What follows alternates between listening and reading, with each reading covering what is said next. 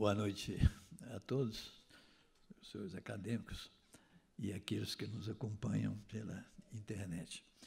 Hoje temos a terceira palestra, né, do ciclo Brasil 2050, e o conferencista será o professor Cláudio Freystack, cujo currículo é extremamente rico.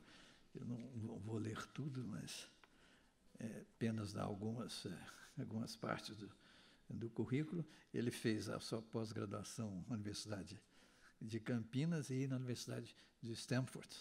Estive lá também, me formei. Foi ainda professor adjunto da Universidade de Georgetown. Ele tem uma vasta publicação, cobrindo uma série de temas como transporte, mobilidade urbana, retomada do crescimento, telecomunicações, ciência e inovação, e vai por aí.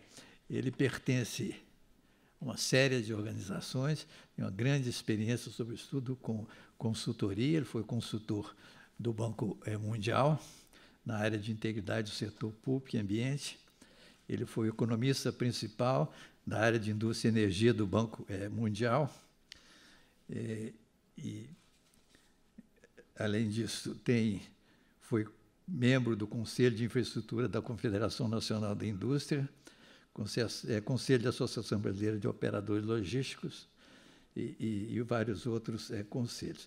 Isto é, tem uma vasta experiência internacional, inclusive, nessa participação desses vários conselhos, e uma vasta produção científica,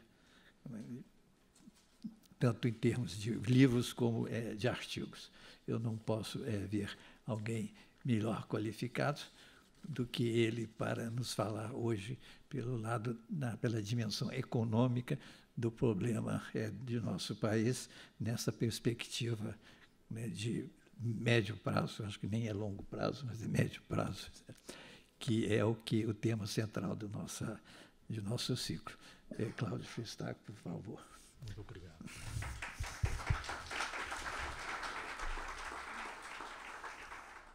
Eu gostaria de começar agradecendo, evidentemente, o convite da Academia Brasileira de Letras. É uma honra, um prazer estar aqui com todos.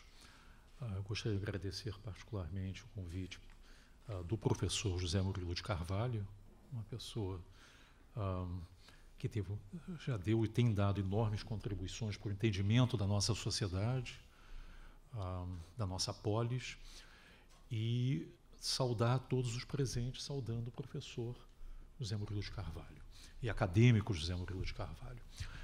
O professor José Murilo, ele pediu, mais ou menos, sei lá, 2, 3 meses atrás, que nós pensássemos, ou que eu pensasse, pelo menos, a questão do médio e longo prazo, o Brasil em 2050. Como nós estamos numa sociedade que a gente tem dificuldade de enxergar o amanhã ou depois da manhã, então existe uma dificuldade natural, todos nós, de pensar até 2050, são 30 anos daqui. E isso, na verdade, foi um esforço razoável para a gente poder colocar no papel o que seria, quais são os desafios nossos nos próximos anos e se é que a gente consegue projetar de alguma maneira o nosso país nos próximos 30 anos e que desafios nós vamos enfrentar, né? O conceito de incerteza ele é usado em mais de um sentido. Eu vou começar, na verdade, lembrando um economista que já faleceu, o John Kenneth Galbraith. E o título, na verdade, dessa conferência foi inspirado exatamente num livro dele, que é um professor de economia, foi um professor de economia da Universidade de Harvard muitos anos atrás, embaixador na Índia durante os anos Kennedy, e um autor prolífico que veio falecer em 2006, aos 97 anos, o John Kenneth Galbraith. A tese central do Galbraith, que é um liberal progressista e democrata, pode ser assim resumida. As grandes certezas do pensamento econômico nos séculos XIX e XX foram abaladas, de um lado, pela Grande Depressão, no caso do capitalismo, e de outro, em um sucesso do que se convencionou denominar de socialismo real. Entramos, assim, essa é a tese dele, na era da incerteza. Na era da incerteza, pelo menos no âmbito do pensamento, não? O Galbraith teve, na verdade, uma visão premonitória.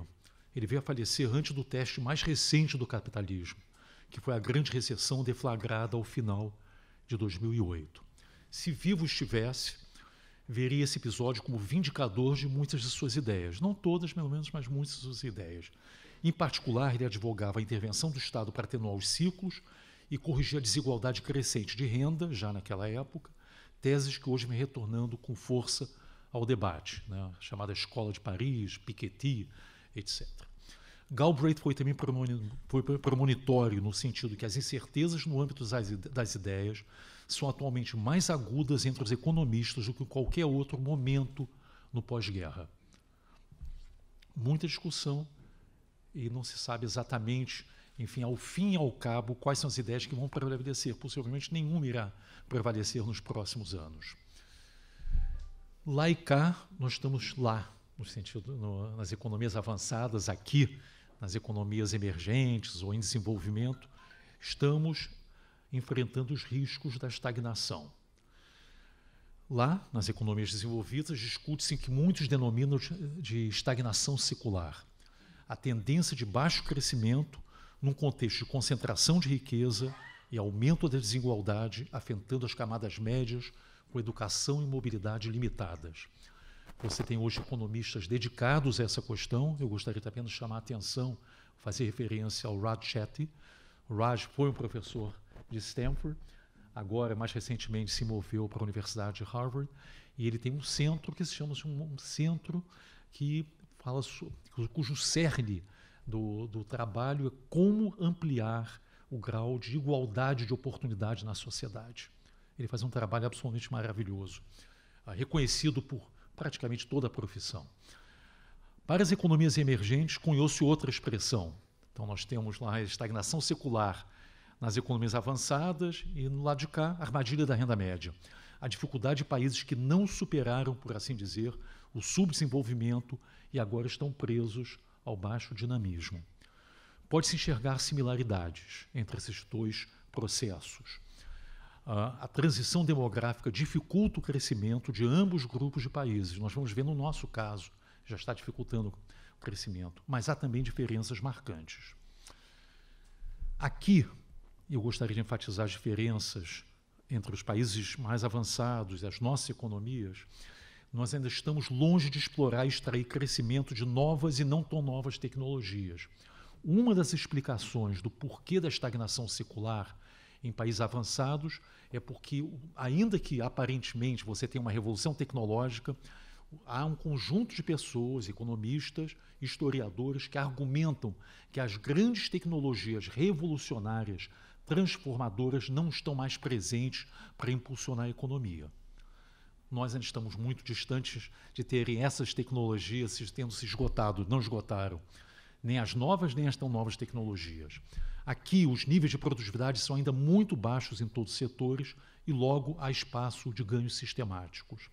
Da mesma forma, há grandes brechas na infraestrutura do país e muito maiores ainda no nível e distribuição de capital humano.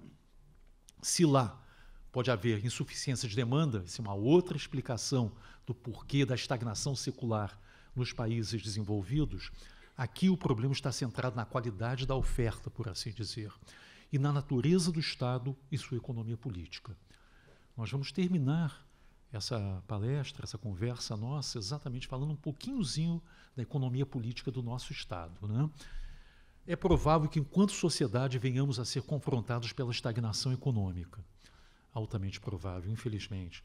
Suas sequelas adversas, algumas das quais conseguimos antever, outras, talvez nós não tenhamos temor de antever, né?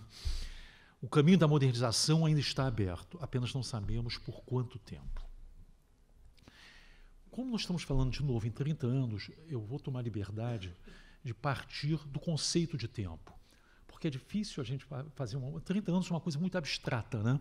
Se nós fizermos, por exemplo, um momento, saímos aqui do teatro, falarmos com as pessoas na rua, o que vocês pensam do Brasil daqui a 30 anos? A maior parte das pessoas vão dar com ombros e vão dizer, 30 anos? Eu estou preocupado com o dia de amanhã. Enfim, então eu acho que vale a pena a gente falar um pouquinhozinho do conceito de tempo e por que é importante, ou mesmo fundamental, a gente pensar os 30 anos e por que os 30 anos estão muito próximos da gente. Eu acho que há dois conceitos, há muitos conceitos, mas há fundamentalmente dois conceitos de tempo. Há um tempo na física, que é o conceito de espaço-tempo. O tempo existe de forma objetiva, cada ponto sendo interpretado como um evento. Mas também existe um conceito complementar, eu diria, que é o tempo como construção mental. Eu vou citar, talvez o maior dos físicos, certamente do século XX, mas talvez o maior dos físicos desde Newton, certamente. Tá? São os dois grandes pais da física moderna, Newton e Einstein. E o engraçado é que o Einstein fala do tempo enquanto construção mental. Quer dizer, para aqueles de nós que acreditam na física, essa separação entre presente, passado e futuro é somente uma ilusão.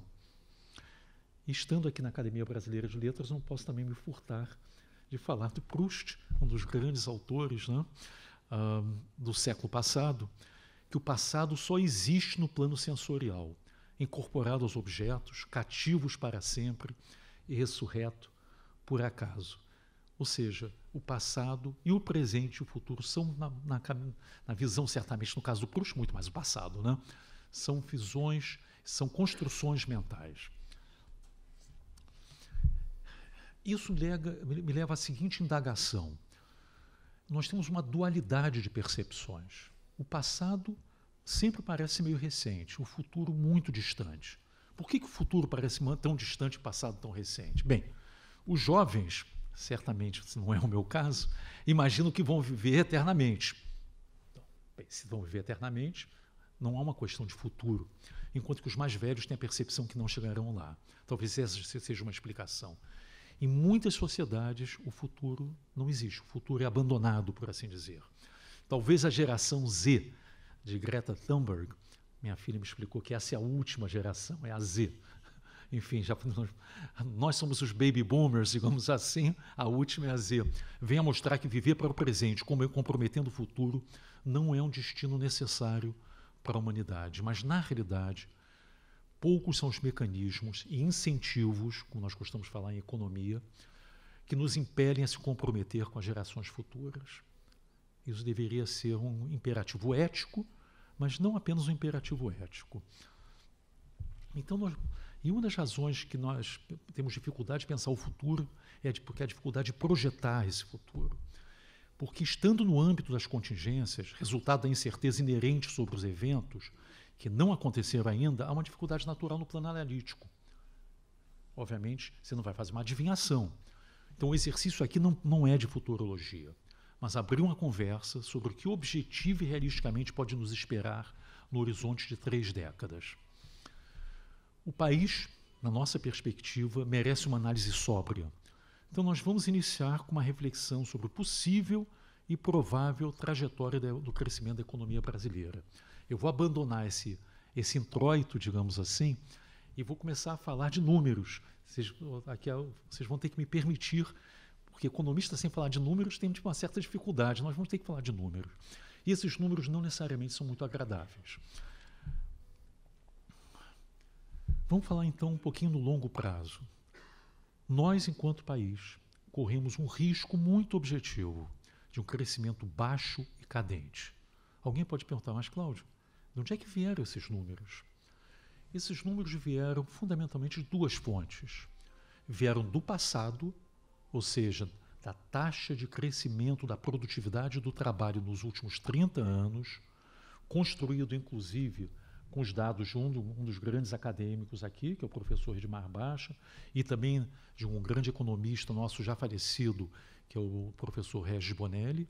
Nós olhamos os últimos 30 anos, atualizamos um pouquinho os dados da produtividade do trabalho e vieram também do IBGE, nosso grande IBGE, que produz projeções razoavelmente, eu diria, fidedignas, digamos assim, sensíveis, robustas, sobre os próximos 30 anos, nesse caso a população em idade ativa, a chamada PIA. Quando você junta o passado, porque o melhor preditor, na nossa perspectiva, dos nossos próximos 30 anos em produtividade do trabalho são os últimos 30 anos, e junta isso com a projeção da população em idade ativa, nós vamos ver que as perspectivas de crescimento são perspectivas muito limitadas. Ou seja, isso não é uma projeção. Eu gostaria de advertir. Nós não estamos dizendo que ano que vem vamos crescer 1,32%. Você olha, o FMI, acho que foi ontem, se eu não me engano, anteontem, acabou de dizer que nós vamos crescer 2%. O boletim Focus do Banco Central fala em 2%. Nós acreditamos talvez um pouquinho, nós, enquanto empresa, acreditamos talvez um pouco menos de 2%. Isso não é uma projeção. Essa é uma visão dos limites de médio e longo prazo para a nossa economia. E é com essa visão que nós temos que trabalhar. Porque o resto é mas talvez seja uma mistura de realismo ou ufanismo. E nós não podemos cair nem no irrealismo nem no ufanismo. E o PIB per capita? O PIB per capita, o produto per capita, nesse período de 30 anos, vai variar algo entre 0,1 a 0,6. É pouco, sim, é muito pouco. E o que vai acontecer ao final de 30 anos? Ao final de 30 anos, nós imaginamos, mais que imaginamos, nós acreditamos que esses números estão razoavelmente, refletem os nossos contornos atuais. Nós vamos ter uma renda per capita não mais do que 10,6%, 10%, 11% do que na renda per capita atual. Se por um momento nós pensarmos as consequências disso, as próximas, nossa geração, a minha geração, certamente, a nossa geração de muitos aqui, vai ser a geração que, de alguma forma, atingiu o topo. Os jovens vão se confrontar com muito mais dificuldades que nós nos confrontamos. É isso que esses números estão dizendo. Porque se daqui 30 anos nossa renda per capita aumentou apenas 10%, isso quer dizer que para uma boa parte da população ela não aumentou. E para uma outra boa parte da população ela caiu. Porque, óbvio, isso é uma média. Então é isso que nós temos que nos defrontar. Quais são os riscos inerentes a um processo de estagnação de longo prazo? Pressão crescente, nós vamos ter um país mais vulnerável, sim, mais desigual, sim. Por que ele é mais desigual? Porque quando o país cresce muito pouco, a desigualdade aumenta. Então, um país mais vulnerável, mais desigual, e com tensões crescentes que o sistema político vai ter que lidar. E o nosso sistema político, às vezes, tem dificuldade de lidar exatamente com um sistema econômico, uma economia que gera pouco crescimento. E, aliás, isso não é aqui. Praticamente em todos os países do mundo, economias que geram pouco crescimento, o sistema político é tensionado e, eventualmente, você tem saídas autoritárias, salvacionistas. O que nós temos? Nós vamos ter uma pressão crescente sobre serviços públicos, porque as nossas classes médias vão estar achatadas e vão ter que ir para o SUS, ir para as escolas públicas, porque vai ser a alternativa mais viável. Isso já está acontecendo hoje, por conta de uma menor renda disponível e maiores gastos, inclusive pelo envelhecimento da população. O regime de baixo crescimento limita a capacidade do Estado tributar, por motivos óbvios, e também de se endividar e logo de responder às demandas por serviços públicos. A reforma do setor público se tornou inadiável para responder a essas demandas, mas está distante do setor de ser suficiente. Isso é uma reforma, e nós vamos ver ao final, que já está sendo proposta há décadas, mas nós não conseguimos ainda implementar, levá-la adiante. Nós, enquanto país, sim, caímos na armadilha da renda média. Estagnação secular lá, armadilha da renda média aqui. Nós caímos na armadilha da renda média. E nós enfrentamos uma escolha hoje. Menos crescimento e mais desigualdade, e logo mais incerteza fundamental de como o nosso sistema político vai lidar com isso. Essa é a incerteza mais importante, mais fundamental no nosso caso. Ou mudanças que combinem ganhos de produtividade, que são essenciais para o crescimento, porque naquela curva ali, na realidade, se você não tiver ganhos de produtividade, nosso crescimento em breve passa a ser negativo. Enfim, e amplia o espaço de igualdade de oportunidades. Essa é a nossa opção. Então nós precisamos embarcar nas reformas de segunda geração. As reformas atuais, que estão nos jornais todos os dias, a reforma da Previdência, a reforma administrativa, a reforma tributária, eu diria que são reformas fundamentalmente para nós não empobrecermos e para o grau de desigualdade não aumentar. Isso não são reformas, eu sinto dizer isso, mas não são reformas que vão gerar um período de crescimento sustentável na nossa economia. Essas são reformas que vão impedir o nosso empobrecimento. E, nesse sentido, são reformas muito importantes. Nós precisamos, então, terminar essas reformas, ainda estamos meio distantes, embarcarmos em reformas ou mudanças de segunda geração. Nós pensamos, então, 4 mudanças, há outras, mas fundamentalmente 4 mudanças de segunda geração. A abertura da nossa economia, nós temos uma economia ainda muito fechada, há muitos anos. A modernização da nossa infraestrutura, é um trabalho que a gente tem feito, enfim. A educação de qualidade para todos, nós vamos ver que isso é o mais importante do ponto de vista da retomada do crescimento no âmbito sustentável e a transformação ambiental. E depois nós vamos ver como é que nós tentamos calcular qual é a contribuição de cada um desses elementos para uma retomada em bases sustentáveis na nossa economia. Vamos falar um pouquinho da abertura da economia. E muitas pessoas questionam, será que nós perdemos o timing dessa abertura? Porque na era da globalização, o chamado canal de demanda, desculpem essa expressão de economês, tá? Puxava o crescimento. O crescimento do comércio mundial, na chamada era de ouro da globalização, o comércio mundial crescia 2 a 3 vezes mais rápido que a economia mundial. Isso quer dizer, o motor da economia mundial era o comércio. Isso é a era de ouro da globalização.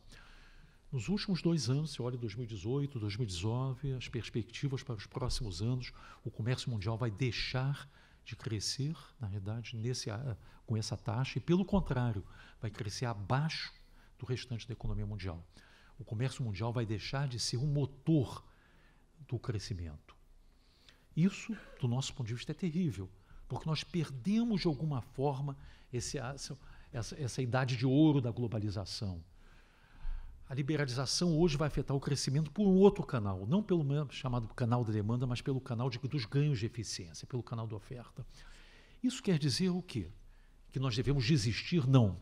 A abertura continua imprescindível. E nós tentamos fazer um cálculo, então, qual o impacto disso sobre a nossa renda per capita ao longo dos anos. Não existe essa conta. Então nós tivemos que nos inspirar, entre aspas, evidentemente, não é exatamente uma inspiração, mas é olhar a experiência de outros países. E o único país que me pareceu mais próximo do Brasil, pode parecer até um pouco paradoxal, é os Estados Unidos. A renda per capita dos Estados Unidos em 1947, no imediato pós-guerra, era de $14 mil. A renda per capita do Brasil em 2018, em paridade de poder de compra, ajustando pela taxa de câmbio, tá, era de $14.300. Em 1947, a economia americana era uma economia fechada. Em 1947, nós tivemos a primeira rodada de liberalização do GATT, em Genebra. Tivemos 8 rodadas, mas a primeira rodada foi em Genebra. E a economia americana, então, teve um processo de 60 anos de liberalização.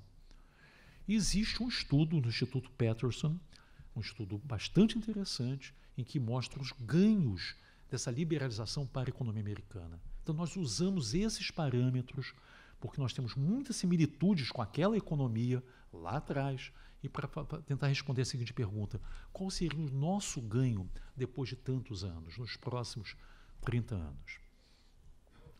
O segundo elemento foi a modernização da infraestrutura. Aí nós não precisamos apelar para o Instituto Peterson nem para a economia americana. Nós temos uma base de dados razoável, conhecemos um pouco a literatura também, e fizemos uma hipótese que é uma hipótese otimista, mas tudo bem, é o esforço. Que nosso investimento em infraestrutura, que hoje é bem baixinho, 1,9% do PIB, irá crescer nos próximos 10 anos 0,3% anualmente. É possível, é perfeitamente possível. É um esforço, sim, é um esforço. E a pergunta que nós tentamos responder é, bem, se isso é verdade, se nos próximos 10 anos o investimento em infraestrutura seria hoje mais ou menos um incremento anual da ordem de 21, 22 bilhões de reais, é possível. Qual o impacto disso no PIB per capita? Fizemos essa conta. Terceiro, nós olhamos a educação. Educação, certamente, nós temos, acho que talvez todos aqui nessa sala acreditem, imagino que todos acreditem, afinal nós estamos na Academia Brasileira de Letras também, que talvez seja o investimento mais importante para a nossa sociedade, em todos os sentidos, porque é um investimento que tem o potencial simultaneamente de impulsionar a produtividade, mas também melhorar o grau de equidade ou reduzir a desigualdade na nossa sociedade. Daí a importância dele. E de ampliar, consequentemente, a mobilidade e reduzir a desigualdade. Políticas que melhoram o aprendizado e o amplo desenvolvimento de competências. O investimento em primeira instância, nos primeiros 3 anos, isso teria o retorno mais elevado. O professor James Heckman, de Chicago, prêmio Nobel, ele mostrou que os maiores retornos privados e para a sociedade são os investimentos na primeira infância. E nós temos muita gente trabalhando nisso hoje. Temos, inclusive, brasileiros brilhantes trabalhando, economistas e outras pessoas trabalhando nisso, mostrando a importância do investimento na primeira infância. 65% das nossas crianças estão fora hoje, não recebem esse investimento, digamos assim. Somente 35% o fazem de acordo com a última PNAD. Então, nós temos aí um esforço, talvez esse, eu imagino, aventuro dizer, que talvez esse seja o esforço, o investimento mais importante que o nosso país possa fazer nesse momento. É universalizar a atenção de qualidade para as nossas crianças, 0-3 nessa faixa particularmente. Segundo, criar alternativas de formação do nível médio. 23% dos nossos jovens, 15 a 19 anos, não estudam e não trabalham. Isso é uma tragédia. Isso é uma tragédia para hoje, mas isso é uma tragédia para os próximos 40, 50, 60 anos. Um trabalho muito interessante do Hanushek, nós vamos já falar, mas também do Simon Schwartzman, sugere alternativas do que fazer. Criar alternativas na formação do nível médio, também para o ensino superior, rompendo com os monopólios profissionais e reduzindo a demanda por credenciais. Então, nós usamos, o Eric Hanushek é um professor lá de Stanford também, bem conhecido, departamento de educação, eu nunca tive aula com ele, mas de um outro departamento, foi o departamento de economia, mas há muitos anos ele é um militante, digamos assim, num bom sentido, da causa da educação, e ele produziu muitos papers e livros da importância da educação, do impacto da educação na economia, no PIB, etc.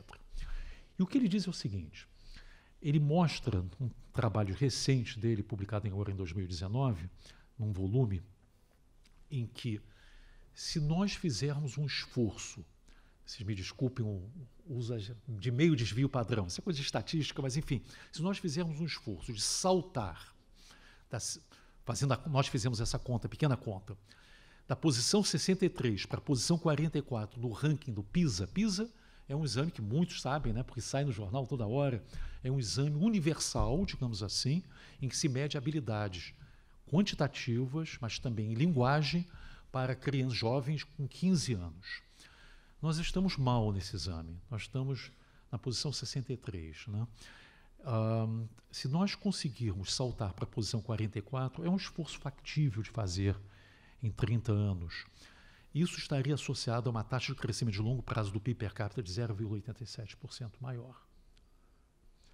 Quando nós juntamos isso, e finalmente nós temos isso, por que nós estamos fazendo toda essa conta? O objetivo de todas essas contas é dizer assim, nós conseguimos de alguma forma sair desse nosso destino. Eu não acredito que aquele nosso, os 10% seja um destino do nosso país. Eu acredito que nós podemos fazer um esforço, enquanto sociedade, romper aquilo dali. Romper via educação, em primeiro lugar, via investimentos em infraestrutura, via abertura, mas também via transformação ambiental. O que nós sabemos e o que nós não sabemos na questão ambiental? Nós sabemos que a temperatura média da Terra está subindo, isso é um fato. Que a atividade humana é o agente principal dessas mudanças pela emissão de gases de efeito estufa. Isso é praticamente todo mundo, todos os cientistas acreditam, não todos, mas a enorme maioria, a grande maioria. Que a natureza e a magnitude das consequências estão em debate, isso sim, mas é possível que possa ameaçar a vida da forma como a conhecemos. E o quarto ponto, isso é uma coisa que muitos de nós esquecemos, que o Brasil é uma potência ambiental no âmbito da sua cobertura vegetal, da sua biodiversidade, das suas energias renováveis, da agricultura, chamada agricultura 4.0, e nós utilizamos muito pouco desse potencial ambiental do nosso país. Um trabalho muito recente, publicado esse ano pelo NBR, pelo National Bureau of Economic Research, em que um conjunto de economistas eles tentam fazer exatamente essa conta. Qual o impacto do aumento dos gases, aumento da temperatura na nossa atmosfera, né, e, consequentemente, também nos oceanos, sobre o PIB no mundo, PIB per capita, e fizeram também para o nosso país, por uma sorte que nós tivemos. Sorte, no nosso caso, que temos que vir expor aqui uma coisa com alguns números, né? Enfim. E nós temos, então, uma noção da ordem de magnitude do que nós podemos enfrentar em 2030, em 2050 e até 2100. Né? A nossa premissa é que utilizar de forma inteligente os ativos ambientais ao menos neutralizaria esses efeitos.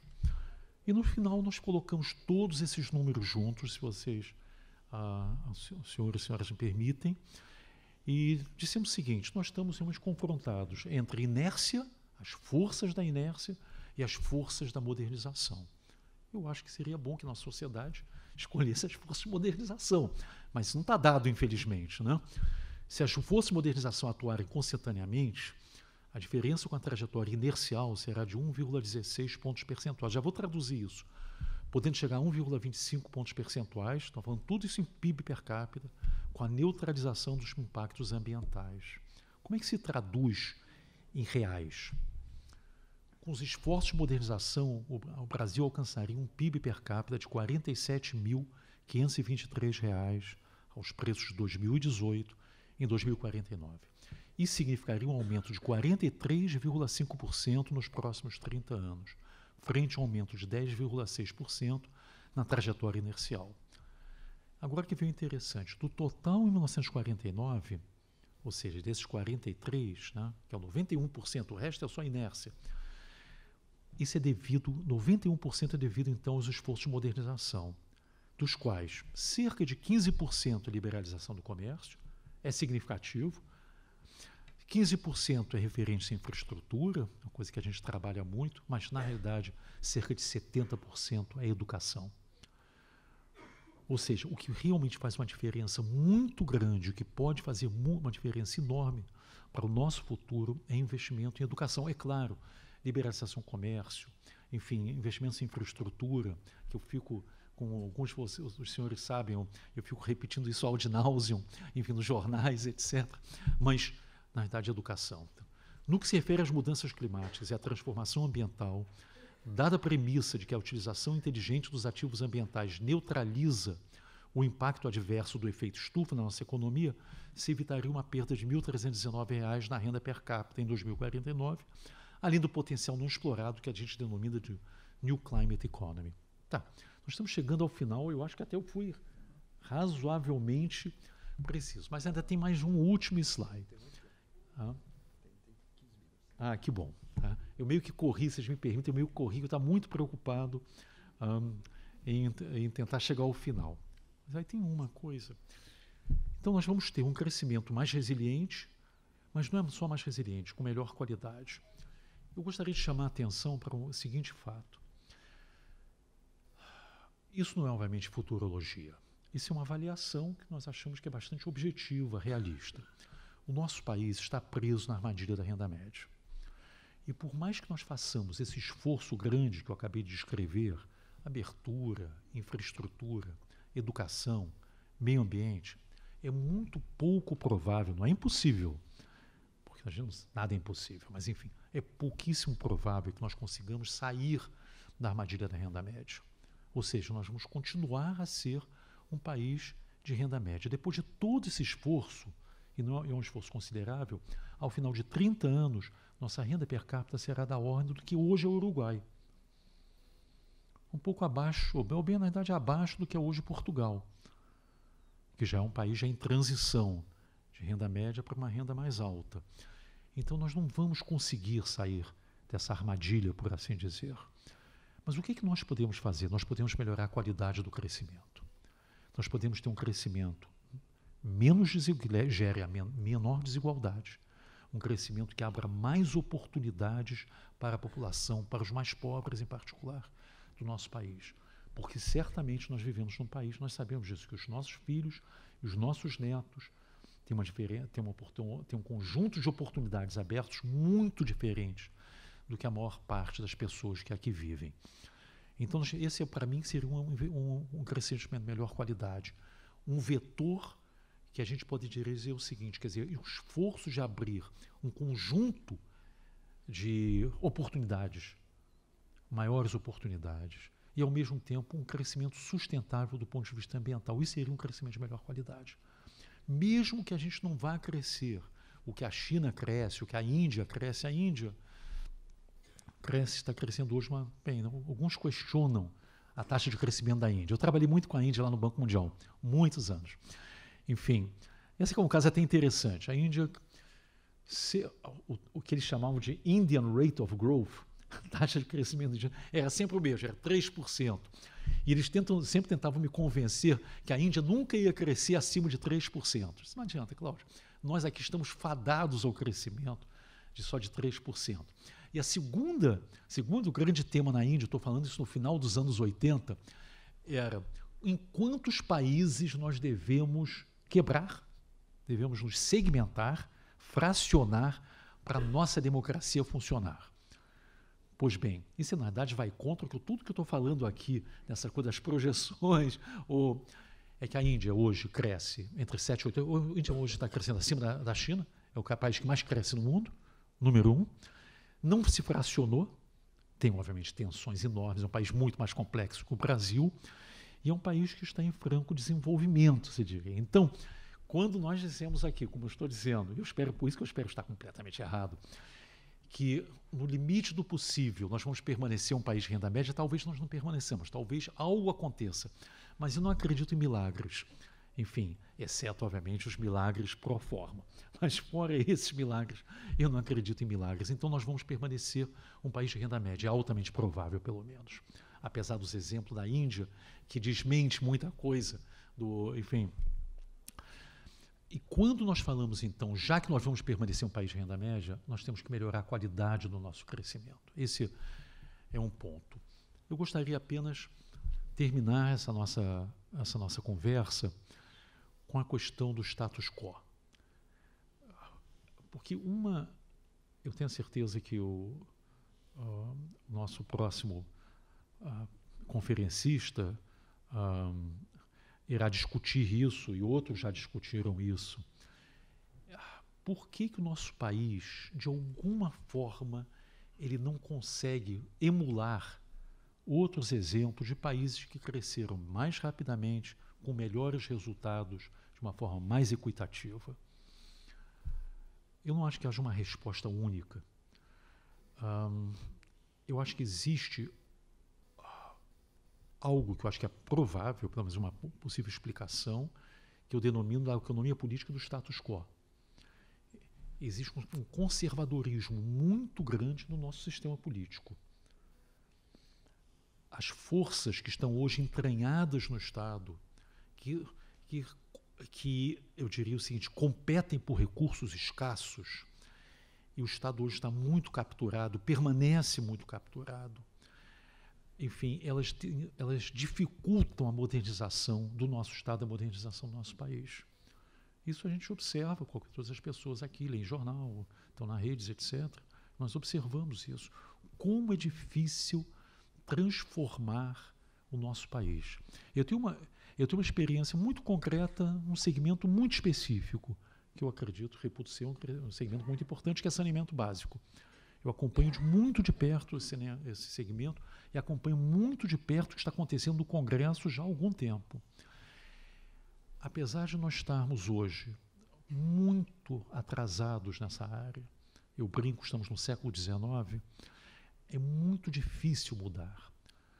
Porque eu não vou nem discutir, porque isso não é um objeto aqui, professor José Murilo, mas acompanhando mais de perto o que aconteceu no Congresso, o que acontece no Congresso, os lobbies de diferentes formações, nós vemos como é difícil mudar o país, como é difícil modernizar, como é difícil introjetar, enfim, algo que é obviamente bom para o restante, bom para, na verdade, para os pobres em particular, que é universalizar o saneamento básico.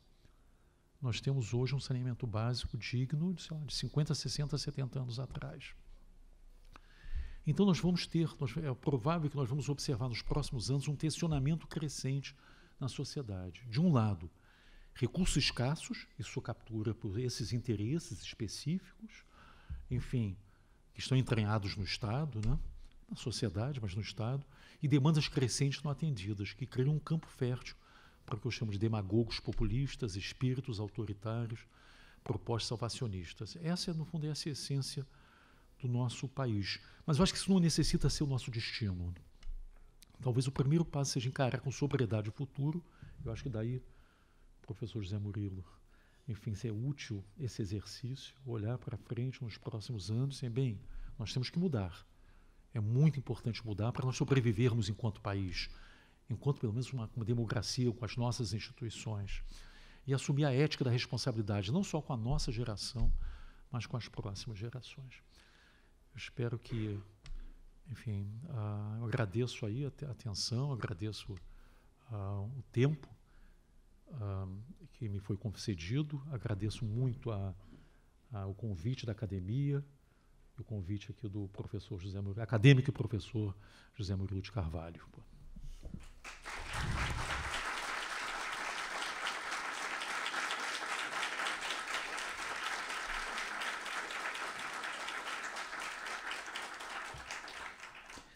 Nós não temos a prática de fazer perguntas, mas acho que o coordenador da mesa pode fazer uma.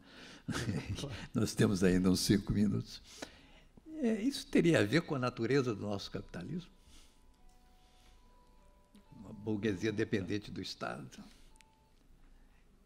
depende de proteção. Essa é uma excelente pergunta. Eu não acho que haja uma resposta fácil. Primeiro, eu acho que nós temos que olhar a nossa história, né? E é verdade, nós temos uma enorme dependência do Estado. O Brasil nasce... Bem, eu não posso falar porque eu tenho pessoas que entendem muito mais aqui. Eu não sou historiador, eu fico até constrangido em falar na frente de pessoas que, obviamente, conhecem muito mais. Mas nós nascemos... O nosso país não é uma colônia como foi a colônia americana. É um outro tipo de colônia, uma colônia que nasce já com o Estado formado para o bem e para o mal. E esse Estado criou uma relação de dependência muito forte da sociedade em relação ao próprio Estado. Esse Estado não se modernizou. Eu acho que não é que não se modernizou, eu acho que houve espasmos de modernização, só para ser um pouco mais preciso. Mas, ao mesmo tempo, eu acho que nós não tivemos, eu não vou falar uma revolução, os termos hoje até que são tão elásticos, mas nós nunca tivemos, pelo menos, um movimento transformador do nosso Estado. Tivemos movimentos modernizadores, sim. O Estado getulista é um Estado que foi modernizador. Ele foi, certamente, os anos Getúlio foram anos modernizadores, né? Os anos JK também, até certo ponto. Os anos que, às vezes, que muitos criticam, que é verdade, mas mesmo os anos do autoritarismo foram anos modernizadores do Estado. Mas nós continuamos, o Estado, na sua essência, continua sendo um Estado que cria relações de dependência, que criam relações de interesses particulares. O interesse público, por assim dizer, o conceito de interesse público, acho que nunca se entranhou na nossa sociedade. Os interesses particulares, sim. Enfim, então, esse nosso capitalismo, alguns falam capitalismo tardio, né? Eu acho que não é apenas uma questão de capitalismo tardio. É um capitalismo que não gerou as forças suficientes de mercado com autonomia suficiente em relação ao Estado. E nós estamos pagando o preço disso. No caso, são tantos exemplos, né? Por que a Coreia do Sul não foi isso? A Coreia do Sul tinha um Estado muito forte, mas mas fez opções muito diferentes. Uma vez eu desembarquei, me desculpe, eu vou contar umas histórias, não sei se são histórias tão relevantes, mas eu desembarquei uma vez em Seul, eu olhei o aeroporto de Seul, uma grande decepção. Nossos aeroportos eram muito mais modernos. Saí do Rio de Janeiro, cheguei em Seul, Seul era um aeroporto pobre, um aeroporto que se diria que... Mas nessa época, a Coreia do Sul, em vez de estar investindo em aeroportos, está investindo em educação das suas crianças. Estava investindo no ensino médio. E essa é a diferença fundamental. Eu estou contando essa historiazinha que nós não conseguimos. Eu acho que hoje existe bastante crítica aos anos 70, não apenas para a questão do regime autoritário, mas também pelas opções que foram feitas numa época onde haviam recursos. Nós nos endividamos também, muito mais em capital físico do que capital humano, digamos assim. Nós, enquanto sociedade, devemos uma revolução na área de educação, em primeiro lugar, e talvez acima de tudo. E é essa revolução na área de educação que pode, talvez, nos livrar, por assim dizer, dessa armadilha da renda média. Porque nos próximos anos nós só vamos ter uma única variável, se me permitem, que vai empurrar o nosso crescimento, chama-se produtividade. E a produtividade ela é baseada fundamentalmente em conhecimento. Aqui. Conhecimento que está aqui entre nós, conhecimento de cientistas, conhecimento de todas as naturezas. Se nós tivermos mais de 20% dos nossos jovens que nem estudam nem trabalham, isso é uma tragédia anunciada. Enfim, então esse é o grande desafio da nossa sociedade. É nos autonomizarmos um pouquinho em relação ao Estado e o Estado cumprir as suas funções precípuas. Educação, sim, porque as externalidades são muito grandes. Saúde, sim, porque é fundamental, até porque as coisas estão interligadas. E segurança. E sair do restante, enfim, pelo menos a maneira. E, claro, cultura, porque isso é fundamental para a própria coesão da sociedade. Enfim, eu acho que nós investimos em muitas coisas que nós não deveríamos estar investindo, apenas por uma questão de inércia.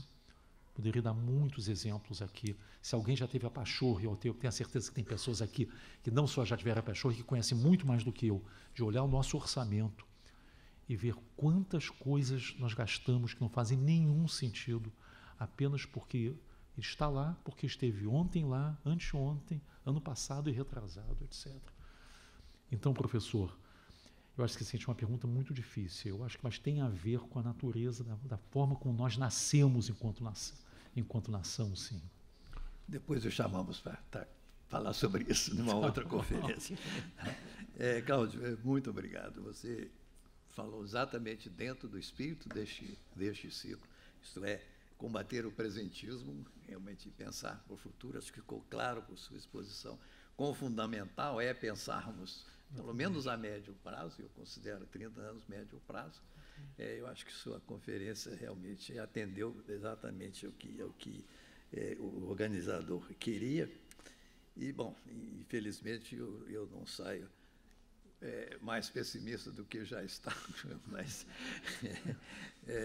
e também, infelizmente, o que você colocou dá bases para que realmente nos preocupemos seriamente com o que vem por aí, né? E estamos em brigas, em disputas, voltadas apenas para o movimento hoje, né, as brigas de hoje, e brigas que não falam-se nesses problemas, mas não se pensa nas medidas que têm que ser tomadas necessariamente.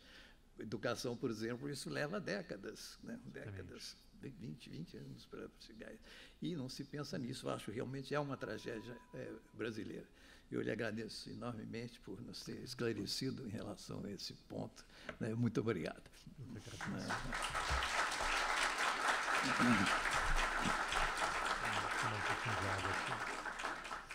A próxima conferência do ciclo será no dia 24, às 17h30.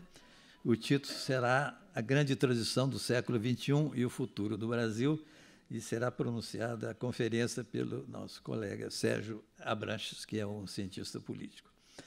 O próximo exemplo do Seminário Brasis será no dia 29 de outubro, uma terça-feira, às 17h30. O título será muito parecido com este aqui, mas só que é nas conferências Brasil-Brasis. Será Brasil, país sem futuro, né, interrogação, e os participantes serão o antropólogo Roberto da Mata e Armando Castelar, que também trabalha com ecologia. Muito obrigado a todos e até a próxima conferência. Obrigado.